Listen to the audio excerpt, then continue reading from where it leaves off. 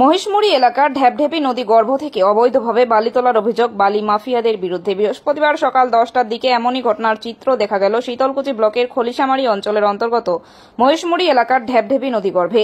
জানা যায়, দীর্ঘদিন ধরে অবৈধভাবে ওই নদীগর্ভে জেসিবি লাগিয়ে পিকআপ ভ্যানে করে বালি তুলছে বালি মাফিয়ারা। নদীগর্ভ থেকে এভাবে বালি তোলার ফলে নদীর গতিপথ পরিবর্তন হচ্ছে বলে জানিয়েছেন স্থানীয়রা, যদিও তারা ক্যামেরার সামনে কেউ মুখ দেখাতে চাননি। বালি মাফিয়ারা নদীগর্ভ থেকে অবৈধভাবে বালি তুলে অন্যত্র নিয়ে গিয়ে বিক্রি করে। প্রতিদিনেই এমন ঘটনা ঘটে বলে স্থানীয় সূত্রে জানা যায়। এই বিষয়ে শীতলকুচির বিএলআরও প্রভাস পাঠান জানান, ঘটনার খবর পেয়ে আজ আমরা টিম নিয়ে ঘটনাস্থলে পৌঁছাই, কিন্তু পৌঁছানোর আগেই ওই স্থানে থাকা জেসিবি ও গাড়িগুলো পালিয়ে যায়। তবে লাগাতার অভিযান চলবে বলে তিনি জানিয়েছেন।